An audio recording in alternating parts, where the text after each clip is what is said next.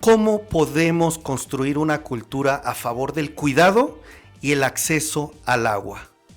Bienvenidos al Foro Líderes en Gestión Hídrica por el Bienestar Social 2026.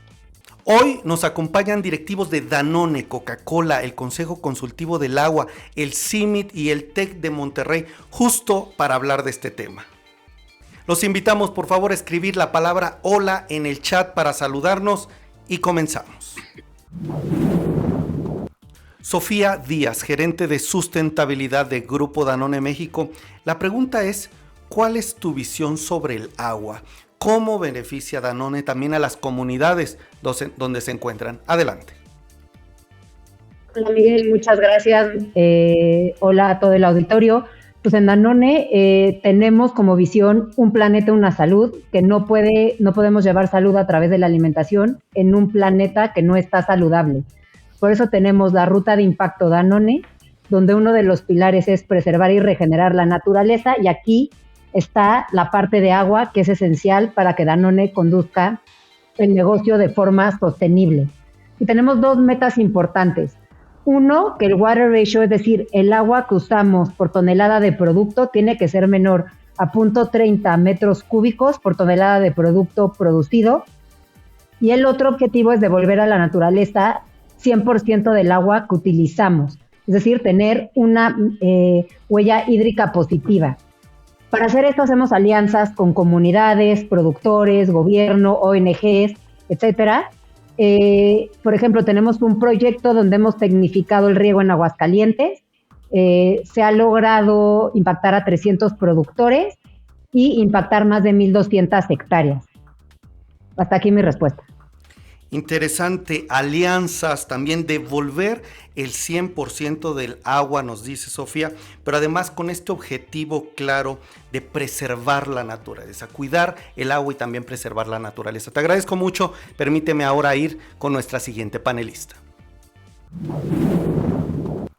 Arantxa Lorences, gerente senior de sustentabilidad en Coca-Cola de México.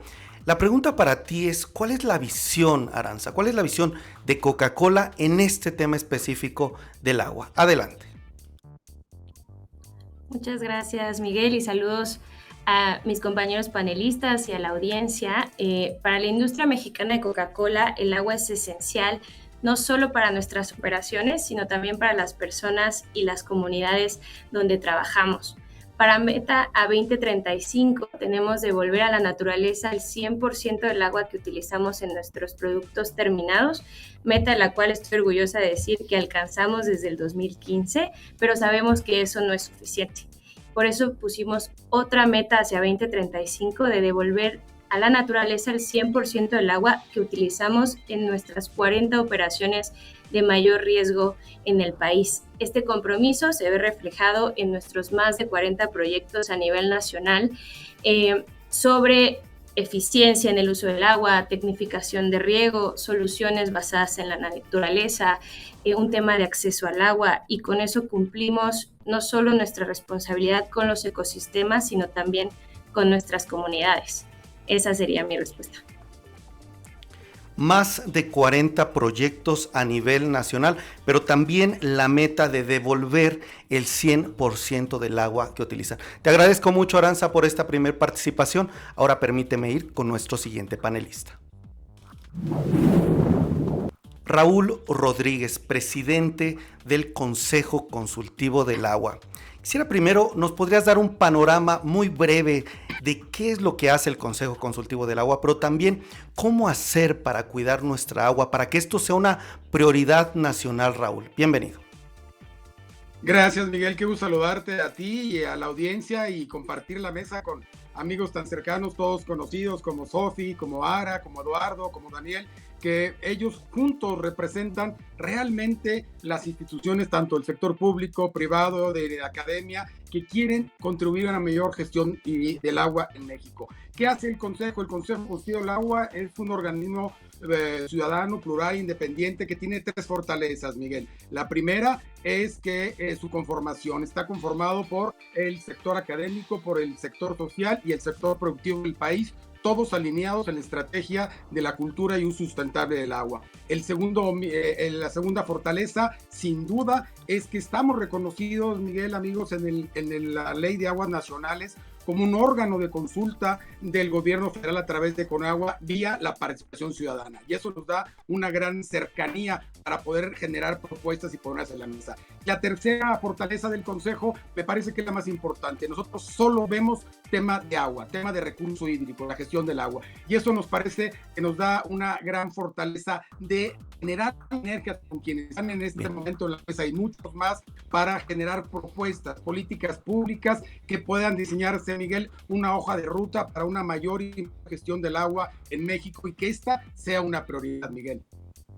Muchísimas gracias, Raúl. Nos das estas 3 fortalezas, pero también nos das el panorama de quién es el Consejo Consultivo del Agua, este organismo de consulta, este organismo muy especializado que puede consultarse para darnos un panorama mayor sobre qué hacer en el tema del agua y ponerlo como prioridad. Muchísimas gracias, Raúl. Permíteme ahora ir con nuestro siguiente panelista. Daniel Sandoval, coordinador técnico en el uso y manejo eficiente del agua en el CIMI del Centro Internacional de Mejoramiento de Maíz y Trigo. La pregunta es, actualmente, ¿qué tipo de prácticas de agricultura sustentable, qué están ayudando a las empresas para cuidar el agua, para tener agua para su producción, pero también para las comunidades? Adelante. Sí, claro, mira, desde la experiencia de CIMID en campo, vemos que hay prácticas agrícolas que pueden hacer una diferencia importante. Por ejemplo, en CIMID contamos con 3 estrategias que van enfocadas al uso y manejo del agua. Sin embargo, agricultura de conservación es una de las tecnologías que hemos estado implementando durante estos últimos años, que precisamente buscan reducir las alteraciones del suelo, mantener cobertura y también la diversificación de cultivos. Esto ayuda a que tengamos mayor infiltración y retención de humedades en el agua, y es algo fundamental que estamos produciendo más con menos agua, ¿no? La otra estrategia es riego de precisión, donde hacemos más eficientes el manejo del agua de los sistemas de riego, y que esto pues, nos ha ayudado también a reducir costos de energía, emisiones de CO2 a la atmósfera. Y bien mencionarles también la estrategia para el temporal, ¿no? Porque más del 60% es temporal en nuestro país, y bien, esta estrategia de cosechando agua lo que busca es hacer mayor el tema del agua, mayor producción y mayor infiltración en el suelo. Agricultura de conservación, riego de precisión y también atender el tema del temporal. Te agradezco muchísimo, Daniel, por darnos estas estrategias, 3 estrategias que se pueden hacer para mejorar el uso del agua. Te agradezco y ahora permíteme ir con nuestro siguiente panelista. Eduardo Hinojosa, director de Urbanismo y Sostenibilidad en Distrito Tlalpan del TEC de Monterrey. ¿Cómo pueden, Eduardo, los líderes empresariales, los directivos, cómo diseñar proyectos hídricos que tengan un verdadero impacto, un impacto positivo donde operan? Adelante. Perfecto. Miguel, antes que todo, un agradecimiento por esta oportunidad. Y bueno, sí, me gustaría comenzar expresando que el primer cambio es entender el agua no solo como un insumo de la empresa, sino ver a la empresa como parte de un ente que se encuentra en una cuenca, un acuífero y un sistema socioambiental, del cual también dependen comunidades y ecosistemas. Por eso un buen proyecto hídrico no debería limitarse a ahorrar agua dentro de las instalaciones de una empresa, sino que tendríamos que preguntarnos qué sucede aguas arriba y aguas abajo, de dónde viene el agua, qué ecosistemas permiten su disponibilidad.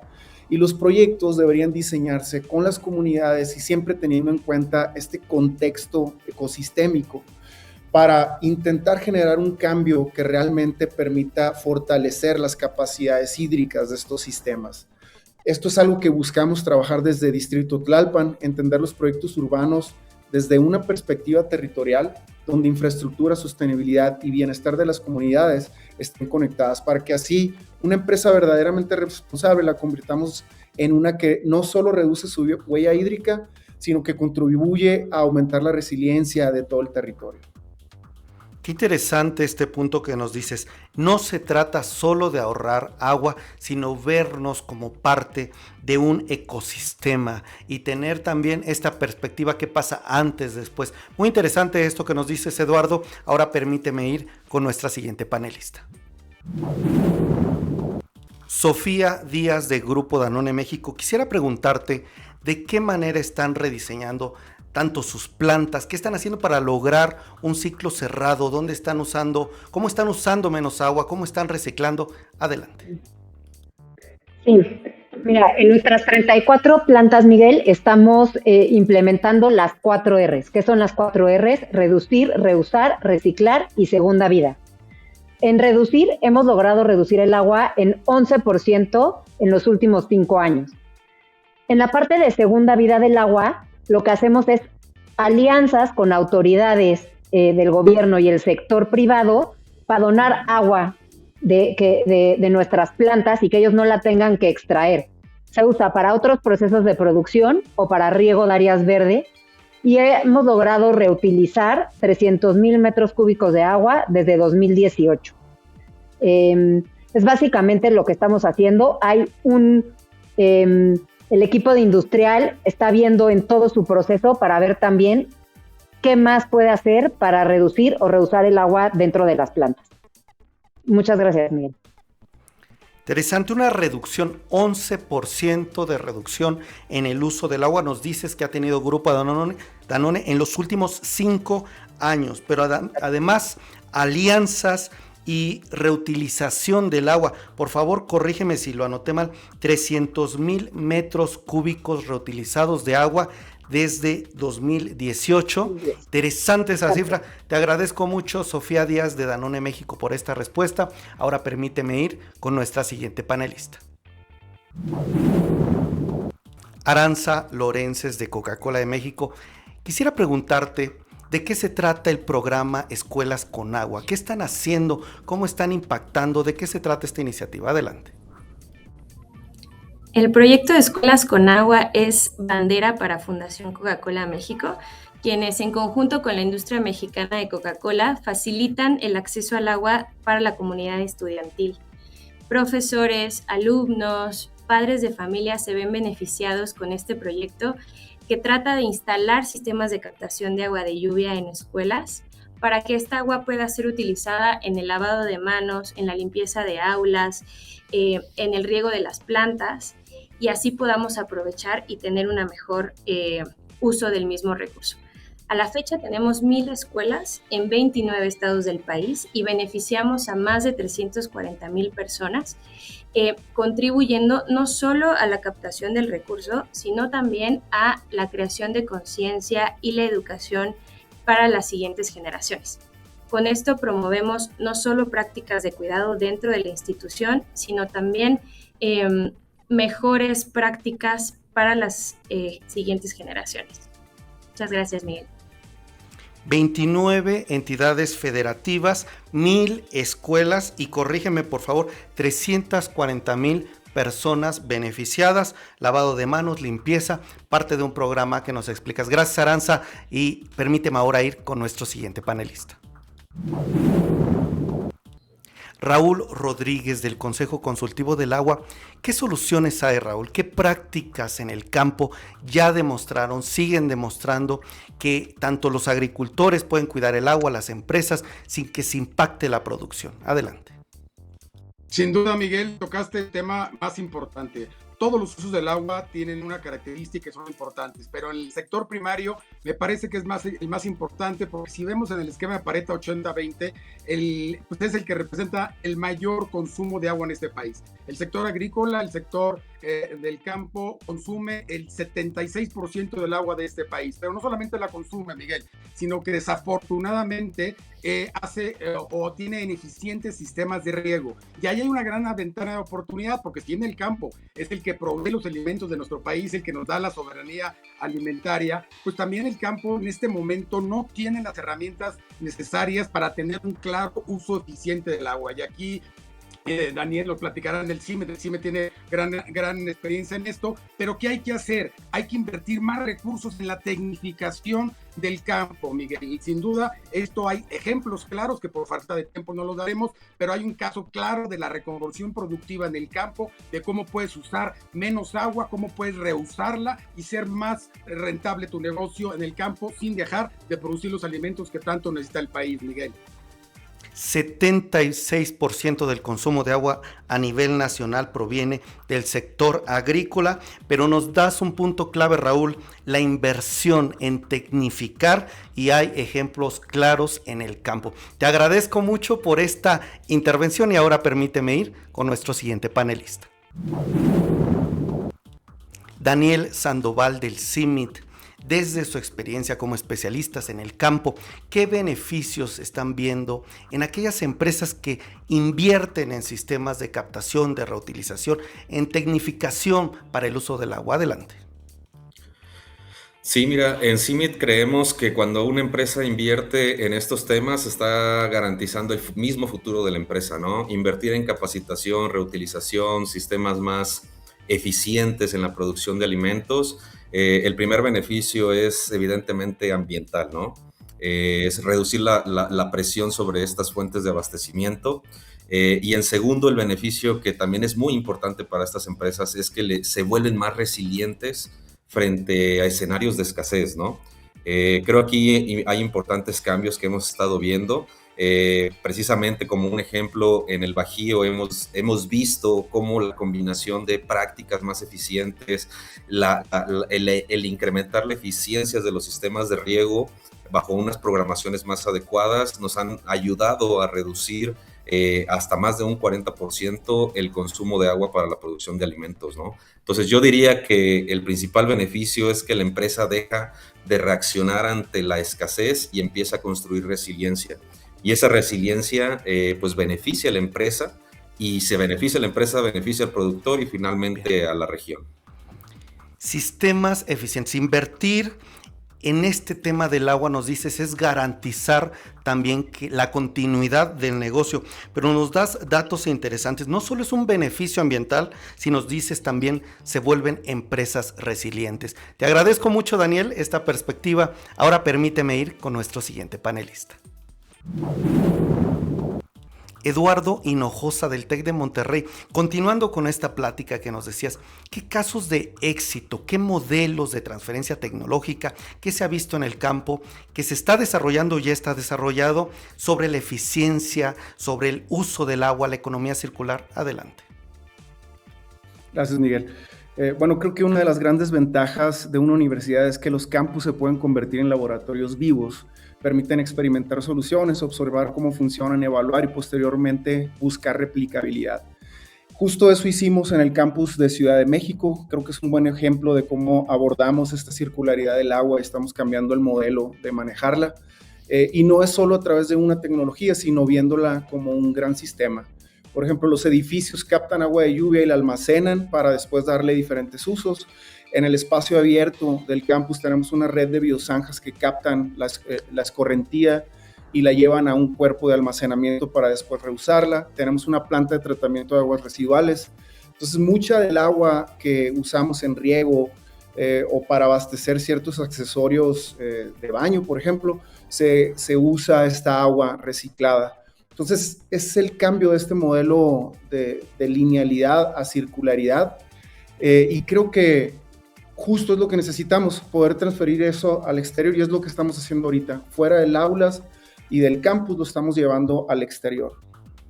Interesante. Veo que entonces desde el TEC de Monterrey están viendo a un campus como un laboratorio y que esto se una con las empresas para proponer, para desarrollar proyectos. Te agradezco muchísimo, Eduardo, esta participación, y ahora permíteme ir a la interacción.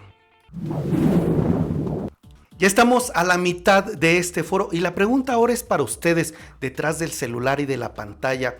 ¿Ustedes creen que pequeños cambios en las personas, en las empresas, puedan beneficiar nuestro medio ambiente, puedan beneficiar el acceso al agua? Pónganme sí o no en los mensajes. Por favor, interactúen con nosotros. Gracias a aquellos que están escribiendo en las diferentes redes sociales. Y ahora acompáñenme con el siguiente bloque de preguntas y respuestas. Sofía Díaz de Grupo Danone México.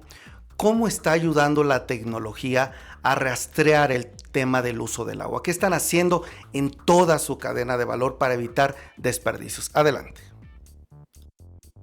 Sí, gracias, Miguel. En la parte industrial de operaciones tenemos un target de 0.30 metros cúbicos por tonelada producida. Entonces, el equipo de industrial traquea muy minuciosamente cómo se usa el agua en las operaciones, ¿no? Cómo se mejoran los SIPs, que son estas limpiezas de línea, si hay como algún desvío para ver si hay fugas, cómo se mejoran las llenadoras, si se requiere ósmosis inversa en cierto proceso o se quita para ahorrar agua.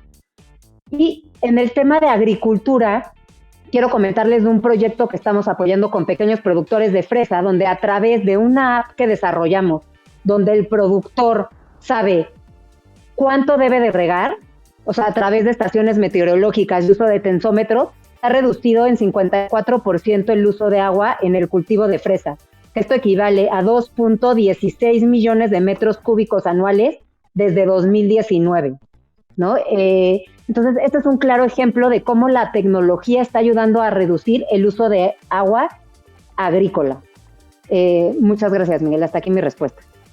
Excelente. 54% de reducción en el uso del agua en este proyecto con este pequeño productor de fresas a través de distintas estrategias, nos decías, como de riego, pero además también ustedes traquean, revisan, sondean cómo se está usando el agua en todo su proceso con metas específicas. Gracias, Sofi. Permíteme ahora ir con nuestro siguiente panelista.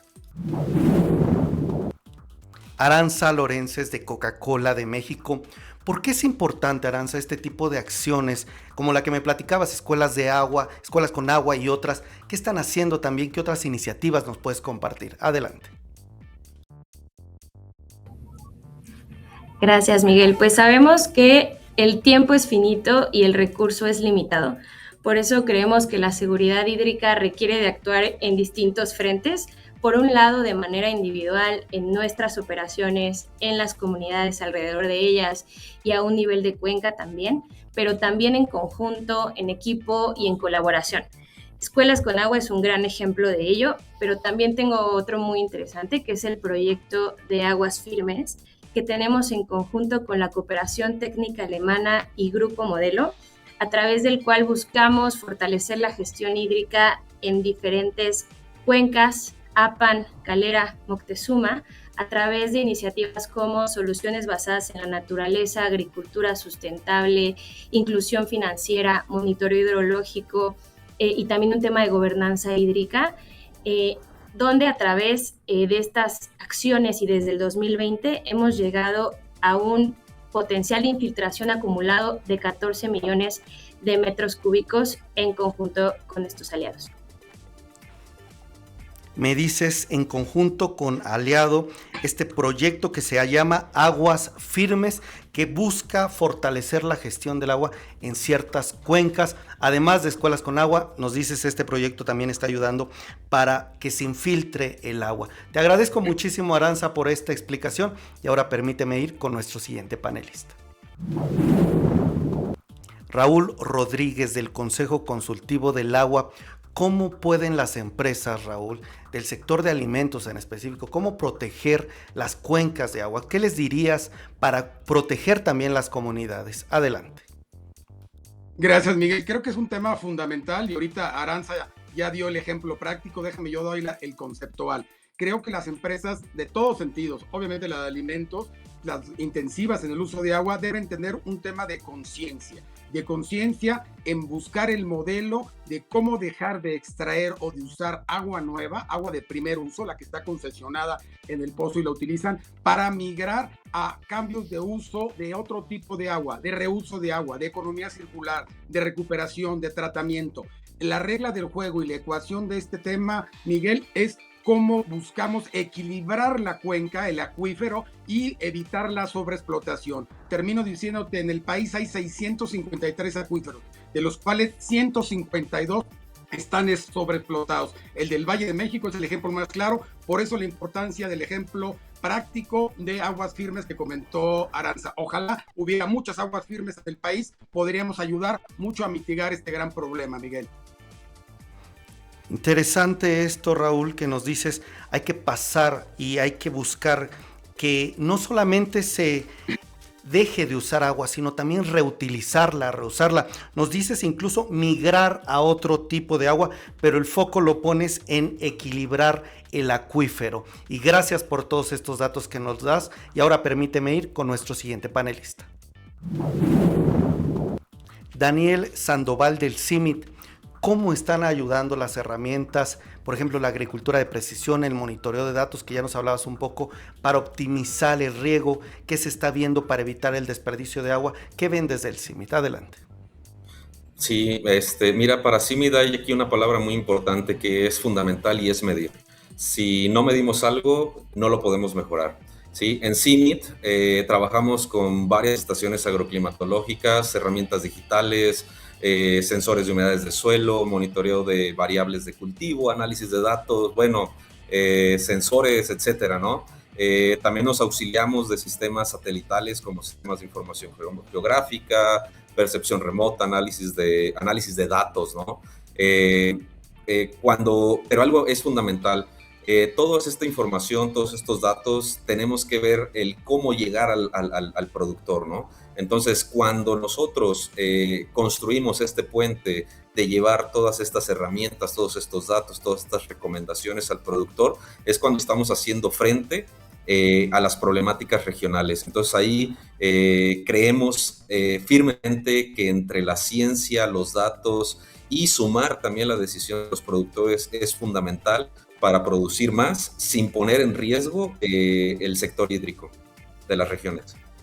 Ciencia, datos, medir. Si no medimos, nos dices, no podemos mejorar, y todo este análisis de datos y estas estrategias que nos dices es justo, también nos haces el énfasis, cómo llegar al productor.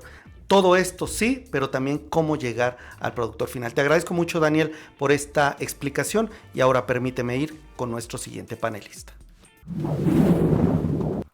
Eduardo Hinojosa, del Tecnológico de Monterrey. Quisiera preguntarte algunas innovaciones que se está viendo como lo más prometedor, tanto en inteligencia artificial, con el uso de Big Data, que se está desarrollando desde la academia para este tema del agua, la escasez, las fugas. Adelante. Perfecto. Más que una tecnología, desde la academia vemos una convergencia de herramientas que están transformando la gestión hídrica. Una primera aplicación, como ejemplo, son las redes inteligentes de agua, donde a través de sensores se detectan los cambios de presión, flujo y consumo, y esto está generando datos continuamente. Después, a través de algoritmos se pueden detectar comportamientos anómalos, ¿no?, que indiquen fugas o funcionamientos anómalos y que necesitan ser atendidos, ¿no?, en las redes. Otra aplicación son los gemelos digitales, donde se hacen representaciones virtuales de redes hidráulicas para construir escenarios, identificar puntos vulnerables y probar estrategias. Y una tercera escala es combinar datos climáticos, satelitales, hidrológicos y de consumo para anticipar sequías, estrés hídrico y cambios en la disponibilidad, ¿no? Sin embargo, creo que tenemos que ser enfáticos en que la infraestructura no es sustituida por la inteligencia artificial, y si tenemos infraestructura deficiente, no importa la cantidad de datos que estemos levantando, no va a haber una buena operatividad en todo el sistema, ¿no? Entonces, la base es la infraestructura.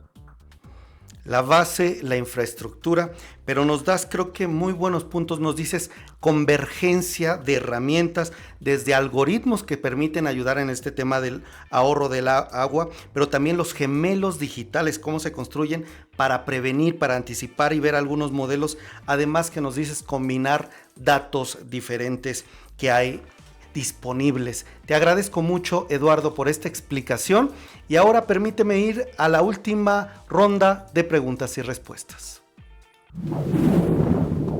Sofía Díaz, de Grupo Danone México.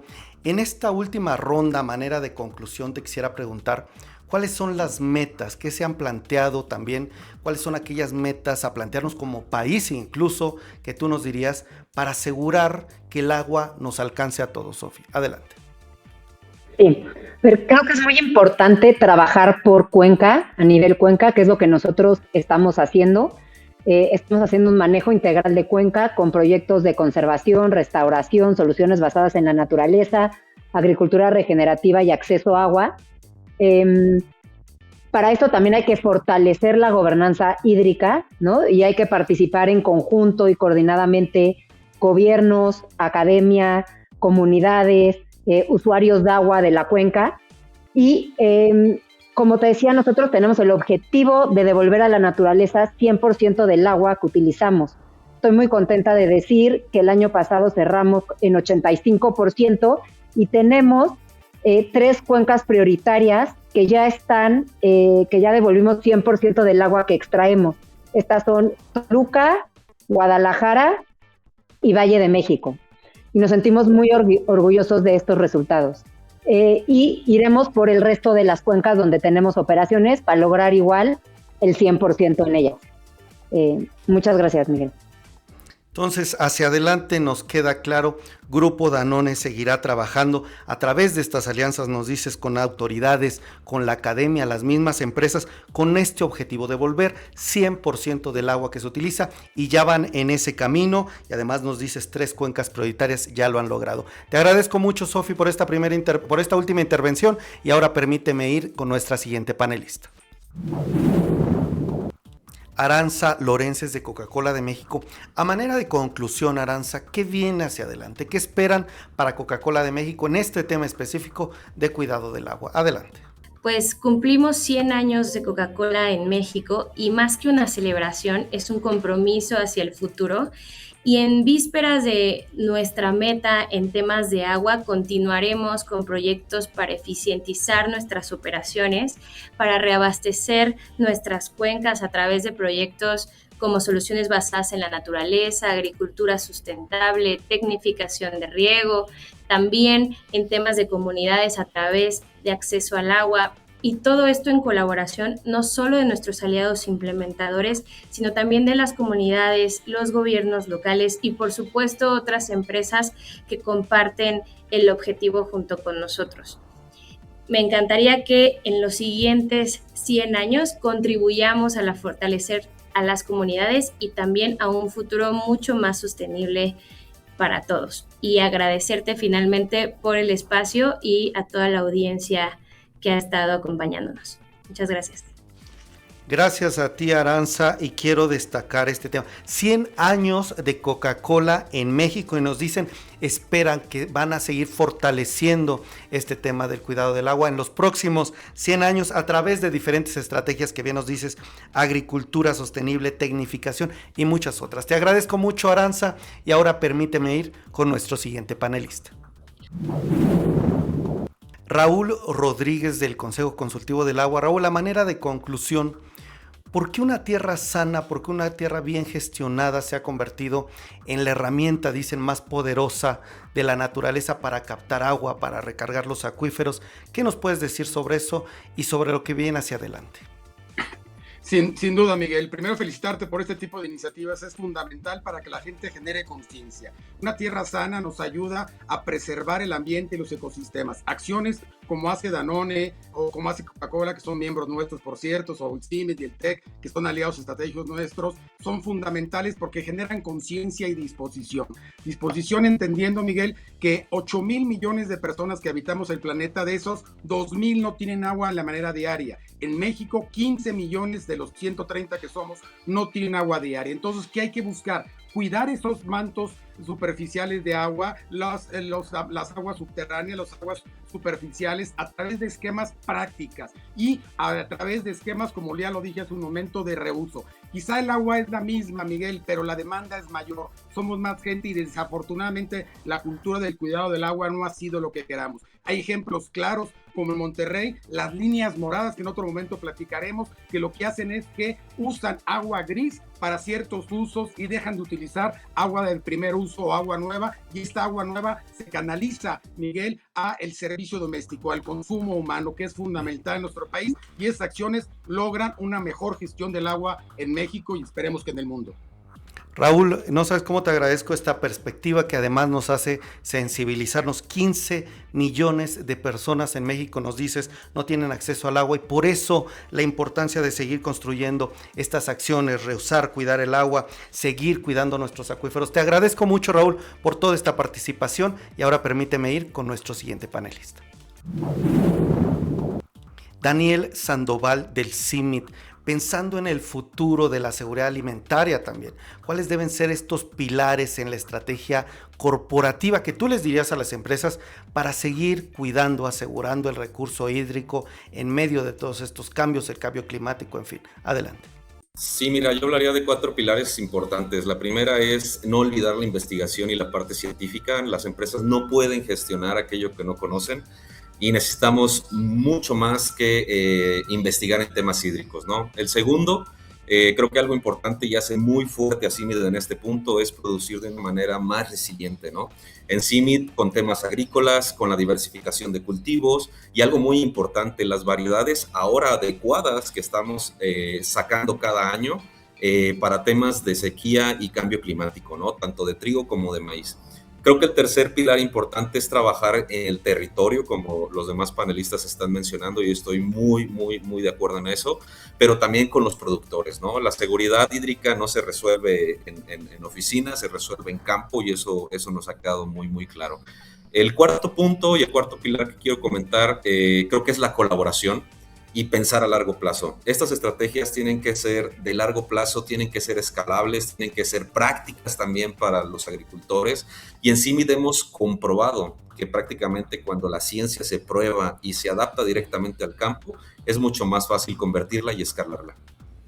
Investigación, pero también ir al campo directamente con los productores, colaboración, ver hacia largo plazo, producir de manera resiliente. Puntos claves que nos das, Daniel, te agradezco muchísimo esta participación. Ahora permíteme ir con nuestro siguiente panelista. Eduardo Hinojosa del TEC de Monterrey. Igualmente, a manera de conclusión, quisiera cerrar estas participaciones contigo. ¿Cómo deben prepararse las empresas? ¿Qué deben hacer para formar a la próxima generación, ya sea de ingenieros, líderes, directores, que puedan anticiparte a estos temas, a estos desafíos en temas hídricos? Adelante. Sí, hay que tener en cuenta que los desafíos hídricos contemporáneos son demasiado complejos para resolverse desde una disciplina. En realidad ahora los líderes que están al frente del manejo hídrico tienen que comprender simultáneamente conceptos de ingeniería, ecología, territorio, economía, gobernanza.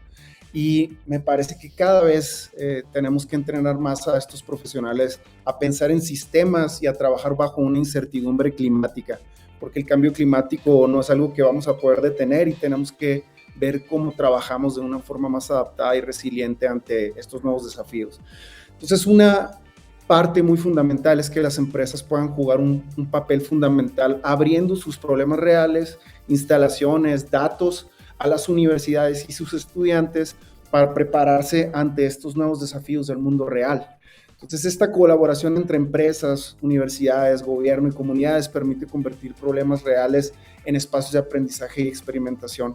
En el TEC de Monterrey hacemos mucho esto a través del modelo de socios formadores. Metemos a nuestros estudiantes en los problemas del mundo real, buscando esta nueva preparación para los líderes del futuro. Trabajar en sistemas, nos dicen, pero también en medio de la incertidumbre. Pero tocas un tema central que se repite junto con otros panelistas: la colaboración, academia, empresas, gobiernos, organismos como el Consejo Consultivo del Agua, para seguir innovando y transformando esta visión. Te agradezco mucho, Eduardo, por esta participación. Ahora permíteme ir a la despedida. Así concluimos el foro Líderes en Gestión Hídrica por el Bienestar Social 2026. Voy a grabar esta parte de nuevo ya que todos estamos listos. 3, 2. Así concluimos el foro Líderes en Gestión Hídrica por el Bienestar Social 2026. ¿Qué les parece si nos despedimos escribiendo la palabra agua en los comentarios? Les agradeceremos mucho y quiero agradecer a cada uno de ustedes que nos vio en el celular, en la pantalla, por acompañarnos este día, pero también a nuestros panelistas, quienes además de estar muy ocupados nos dieron parte de su tiempo para hablar sobre un tema clave en México, el tema del agua. Muchísimas gracias a todos por estar aquí. Se despide de ustedes Miguel Pallares, periodista de negocios. Cuídense y nos vemos próximamente con más y muchas más ideas de negocios. Hasta la próxima.